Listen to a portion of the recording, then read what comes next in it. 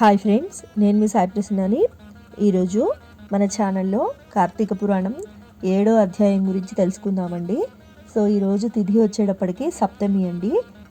ఈరోజు మనం చేయవలసిన పనులు: ఈరోజు గోధుమలు ఎర్రగుడ్డలో పోసి దానం ఇవ్వటం వల్ల ఆరోగ్యాభివృద్ధి జరుగుతుంది. శ్రీ స్కాంద పురాణాంతర్గత కార్తీక మహత్యమందలి 7వ అధ్యాయ ప్రారంభ. శుక్లాంబరధరం విష్ణుం శశివర్ణం చతుర్భుజం ప్రసన్నవదనం ధ్యాయేత్ సర్వవిఘ్నోపశాంతయే. ఓం కార్తీక దామోదరాయ నమః. కార్తీక మాస మహత్యము, విధుల వివరణ. శ్రీ వశిష్ఠుల వారు దీపారాధన మహత్యం వివరించిన తదుపరి పుష్పార్చన, దీపారాధనాది విధులను గూర్చి వివరించడం ప్రారంభించారు. ఓ మహారాజా, కార్తీక మహత్యాన్ని వివరిస్తాను, సావధాన చిత్తంతోనూ విను. కమలలోచనుడైన శ్రీ మహాలక్ష్మి, శ్రీ మహావిష్ణువు అనుగ్రహం విశేషం వల్ల స్థిర నివాసం ఏర్పరచుకుంటుంది. తరగని సంపదలు ఏర్పడతాయి. దేవదేవుడైన శ్రీ మహావిష్ణువుని కార్తీక మాసంలో తులసి దళంతో గాని జాజిపూలతో గాని పూజించిన ఎడల జనన మరణ చక్రాల నుండి విముక్తి కలిగి పరమపదిని పొందుతారు. అటువంటి వారికి పునర్జన్మ ఉండదు. సర్వాంతర్యామి సర్వేశ్వరుడైన సదాశివుణ్ణి కార్తీక మాసంలో బిల్వదళాలతో అర్చించిన ముక్తిని పొందుతారు. కార్తీక మాసంలో ఫలదానం చేసినట్లయితే సూర్యరశ్మికి పారిపోయిన విధంగా ఫలదానం చేసిన వారి పాపాలు పటాపంచలవుతాయి. కార్తీక మాసంలో శ్రీమన్నారాయణ్ణి ఉసిరి చెట్టు నీడలో భక్తితో పూజించిన వారికి నరకాధిపతి అయిన యమధర్మరాజు తల ఎత్తి చూడలేడు. కార్తీక మాసంలో తులసీ దళాలతో సాలగ్రామాన్ని అర్చించిన వాడు ధన్యుడవుతాడు. భక్తి శ్రద్ధలతో కార్తీక మాసంలో బ్రాహ్మణులతో వనభోజనం చేసిన వారి పాపాలు నశించిపోతాయి. ఉసిరి చెట్టు కింద సాలగ్రామార్చన చేసి సజ్జనులతో వనభోజనం చేయటం వల్ల వైకుంఠం ప్రాప్తిస్తుంది. భక్తితో భగవంతుని సన్నిధానంలో మామిడి తోరణాలు కట్టి సాలగ్రామాన్ని పూజించడం వల్ల ఉత్తమ గతి కలుగుతుంది. కార్తీక మాసంలో విష్ణు మండపానికి అరటి స్తంభాలు కట్టి పువ్వులతో అలంకరించిన సాలగ్రామాన్ని అర్చన చేయువారు ఉత్తమ గతిని పొందుతారు. ఈ మాసంలో శ్రీ మహావిష్ణువునకు హృదయపూర్వకంగా ఒక్కసారైనా నమస్కరించిన పాపాలు తొలగి అశ్వమేధాది యాగం చేసినంత ఫలితం దక్కుతుంది. కార్తీక మాస భగవంతుణ్ణి మ్రోల జపం, హోమం, దేవతార్చన చేసేవారు తమ పితృదేవతల సహితంగా వైకుంఠం పొందుతారు. కార్తీక మాసంలో వస్త్రదానం చేసినట్లయితే అనేక అశ్వమేధ యాగాలు చేసిన ఫలితం ప్రాప్తిస్తుంది. కార్తీక మాసంలో విష్ణు దేవాలయ శిఖరాన ధ్వజం కట్టే వారి పాపాలు గాలికి దుమ్ము ఎగిరిపోయిన విధంగా ఎగిరిపోతాయి. ఓ మహారాజా, ఈ కార్తీక మాసంలో నల్లని అగసి పూలతో గాని తెల్లని అగసి పూలతో గాని కేశవ పూజను చేసిన వారికి 10,000 యజ్ఞాల వల్ల కలిగే ఫలితం కలుగుతుంది. ఆవు పేడతో తులసికోట ముందు అలికి శంఖం, పద్మం, స్వస్తిక్ మొదలైన ముగ్గులు వేసి అలంకరించిన స్త్రీలు విష్ణు శిష్యురాండ్లు అవుతారు.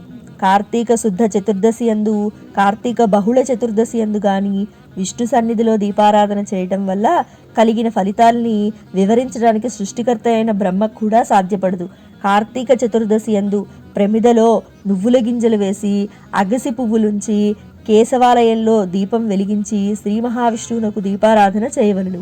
కార్తీక పౌర్ణమి నాడు జిల్లేడు పూలతో శివారాధన చేసిన వారికి దీర్ఘాయుర్ధాయువు కలిగి మరణానంతరం శివ సాయుధ్యం కలుగుతుంది. కార్తీక మాసంలో మల్లెపూలతో నారాయణ్ణి పూజించినట్లయితే సూర్యోదయం వల్ల చీకట్లు పోయిన విధంగా అన్ని పాపాలు పటాపంచలవుతాయి.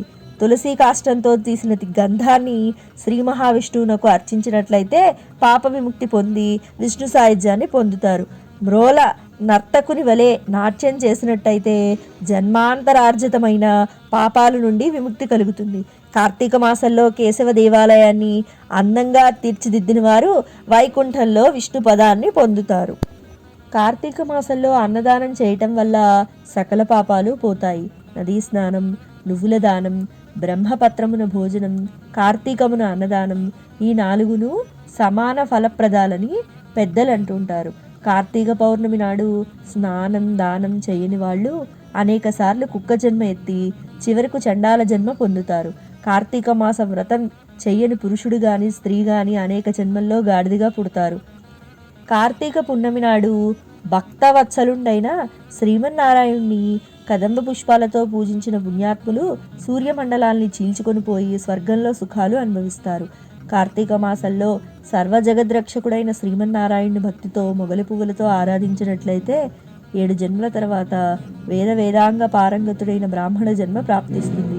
శ్రీమన్నారాయణుని 1000 దళాలు గల కమలాలతో కార్తీక మాసంలో పూజించే మానవులు దీర్ఘాయువును పొంది చివరకు సూర్యలోకం పొందుతారు. శ్రీ మహావిష్ణువు ప్రతిమను అగసిపూలతో అలంకరించి భుజమున దాల్చిన వారు స్వర్గాధిపత్యం పొందుతారు. పురుషులు కానీ స్త్రీలు కానీ పూలమాలతో తులసి దళాలతో శ్రీమన్నారాయణికే పూజ చేసినట్లయితే సకల పాపాలు తొలగిపోయి విష్ణు సాయుధ్యం పొందుతారు.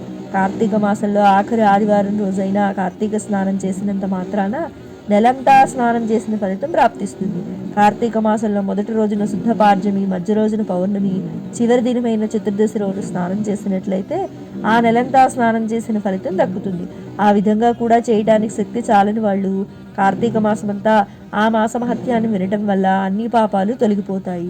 ఈ మాసంలో దేవాలయంలోని దీపాలు ఉంచిన మానవుల పాపాలు నశించిపోయి ఈ మాసంలో విష్ణు పూజ కొరకు మనోవాక్కాయ కర్మల వల్ల తోడ్పడేవాడు స్వర్గలోకం పొందుతారు. పుష్పం, గంధం, ధూపం మొదలైనవి కార్తీక మాసంలో విష్ణు భగవానునికి భక్తిపూర్వకంగా అర్చించి ఆరాధించేవారు విష్ణు పదం పొందుతారు. కార్తీక మాసంలో శ్రీ మహావిష్ణువు సన్నిధిలో జపతపాలు చేయని మానవుడు అనేక జన్మలు నక్కగా పుట్టాల్సి వస్తుంది. ఏ మానవులు కార్తీక మాసంలో విష్ణు భగవానుని సాన్నిధ్యంలో ప్రదోషకాలంలో పురాణ కాలక్షేపం చేస్తారో వారు కేశవ మందిరం చేరుకుంటారు. ఈ కార్తీక మాసంలో సాయంకాల సమయమందు స్తోత్ర పాఠాలని పారాయణ చేసేవారు స్వర్గ సుఖాలు అనుభవించి అనంతరం శాశ్వత ముక్తిని పొందుతారు. వారికి తిరిగి పునర్జన్మ ఉండదు. ఇది స్కాంద పురాణాంతర్గత కార్తీక మహత్యమందలి 7వ అధ్యాయం సంపూర్ణం. ఓం కార్తీక దామోదరాయ నమః. సో విన్నారు కదండి, ఈరోజు మనం చేయవలసిన పనుల గురించి తెలుసుకున్నారు కదా. ఈశ్వరుని యొక్క కృపాకటాక్షలు మనందరిపై ఎల్లవేళలా ఉండాలని మనస్ఫూర్తిగా కోరుకుంటున్నాను. సర్వేజన సుఖినో భవంతు, సర్వే సృజన సుఖినో భవంతు, సర్వం ఈశ్వరార్పణమస్తు. ధన్యవాదాలు.